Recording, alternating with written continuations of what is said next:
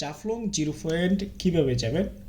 Jaflong zero পয়েন্টের পাশে আর কী কী পর্যটন স্পট রয়েছে, জাফলং জিরো পয়েন্টের আশেপাশে কী কী রিসোর্ট রয়েছে, বিস্তারিত ভিডিওতে আলোচনা করা হবে।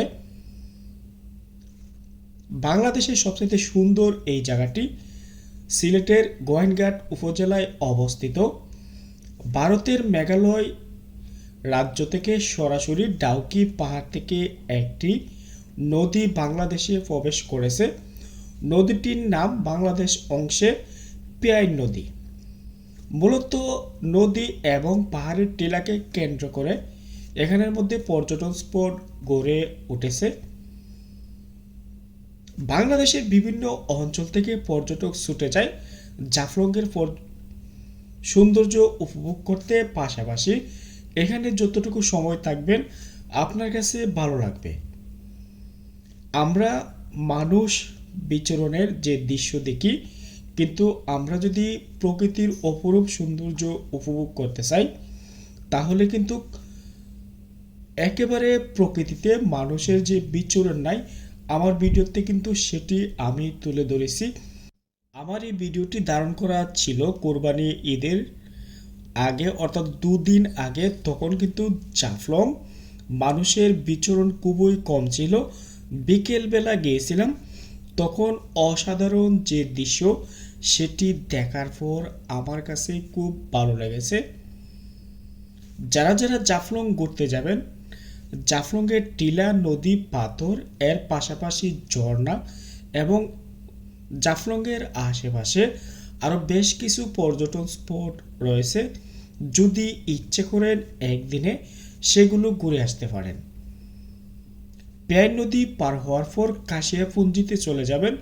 সেখানের মধ্যে কাশিয়াদের গড়বাড়ি, পানের বাগান, সুপারির বাগান, চা বাগান সব কিছু মিলিয়ে কাশিয়াপুঞ্জি এলাকাটি অসাধারণ। পাশাপাশি তামাবিল বর্ডার সীমান্ত বা বর্ডার গেট, পাশাপাশি জাফলং চা বাগান, সেখানের মধ্যে রয়েছে একটি রিসোর্ট। অর্থাৎ জাফলং যদি ঘুরতে যান অবশ্যই আগেভাগে প্ল্যান করে যাবেন, তাহলে একাধিক পর্যটন স্পট ঘুরে আসতে পারবেন। জাফলং জিরো পয়েন্ট থেকে যখন পেয়াইন নদীর সৌন্দর্য উপভোগ করবেন আপনার কাছে অনেকটাই ভালো লাগবে। যখন জাফলং জিরো পয়েন্টে মানুষের বিচরণ থাকে তখন এই জায়গাটি অন্যরকম এক পরিবেশ তৈরি হয়। বাংলাদেশ অংশ থেকে ইন্ডিয়ার গড়বাড়ি, বাজার এবং রাস্তা এবং ঝুলন্ত সেতু দেখতে পাবেন। পাশাপাশি বাংলাদেশ অংশে অনেক বড় বড় পাথর রয়েছে, সেগুলো সৌন্দর্য উপভোগ করতে পারবেন।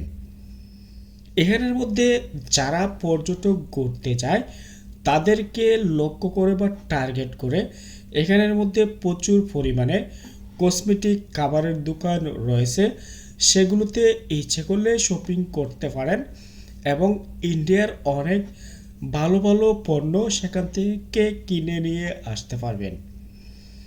এখন জাফলং কিভাবে যাবেন? সিলেট শহর থেকে বাস যোগে 120 টাকা বা স্পেশাল বাসে হচ্ছে 150 টাকা জন প্রতি ভাড়া। আবার বিকেলবেলা যদি জাফলং থেকে সিলেটে ব্যাক করতে চান সেখান থেকে খুব সহজে কিন্তু বাস যোগে আসতে পারবেন। অনেকে কিন্তু সিএনজি দিয়েও জাফলং ঘুরতে যায়, তবে বাস, সিএনজি সব ধরনের গাড়ি কিন্তু এই রাস্তা দিয়ে যাতায়াত করে থাকে। যদি জাফলং থাকতে চান তাহলে সেখানের মধ্যে অনেক ভালো মানের হোটেল রয়েছে, পাশাপাশি রিসোর্ট রয়েছে। দরদাম করে অবশ্যই সেখানে থাকতে পারবেন। আর যদি ইচ্ছে করেন সিলেট শহরে থাকার, সরাসরি জাফলং থেকে বাস অথবা সিএনজি যুগে সিলেটে এসে থাকতে পারবেন। সিলেটে অনেক ভালো মানের পর্যটকদের জন্য রিসোর্ট অ্যান্ড হোটেল রয়েছে। জাফলং যখন ঘুরতে যাবেন সেখানে খাবার অবশ্যই প্রয়োজন পড়বে, তবে পর্যটকদের জন্য সেখানের মধ্যে ভালো মানের অনেকটি হোটেল রয়েছে, অর্থাৎ খাবার হোটেল রয়েছে এবং খাবারের মান মোটামুটি ভালো। তবে সারাদিন যখন জাফলং ঘুরবেন সাথে অবশ্যই পর্যাপ্ত পরিমাণ পানি সাথে নিয়ে ঘুরবেন। পাশাপাশি নদীতে যখন গোসল করবেন অবশ্যই নদীতে যখন স্রোত থাকবে তখন নামবেন না, আর যখন নদী শান্ত থাকবে, ইন্ডিয়ার পানি বাংলাদেশে আসবে না, তখন কিন্তু নদীতে গোসল করতে পারবেন এবং স্বচ্ছ পানিতে গোসল করলে আপনার কাছে অনেকটাই ভালো লাগবে। জাফলং যারা ঘুরতে যাবেন অবশ্যই জাফলং এলাকা বা গোয়েনঘাট উপজেলায় অনেকগুলো পর্যটন স্পট রয়েছে জাফলংয়ের আশেপাশে, সেগুলো ঘুরে ঘুরে দেখবেন। যত ঘুরবেন তত সৌন্দর্য উপভোগ করতে পারবেন। পাথর, পাহাড়, বড় বড় টিলা এবং নদী সব কিছু মিলিয়ে জাফলংকে অন্যরকম একটি সৌন্দর্য দান করেছে প্রকৃতি। বেশি বেশি ঘুরবেন, বাংলাদেশের সৌন্দর্য উপভোগ করবেন। এমন নিত্য নতুন ভিডিও পেতে অবশ্যই আমার ফেসবুক পেজের সাথেই থাকবেন। ভালো থাকবেন।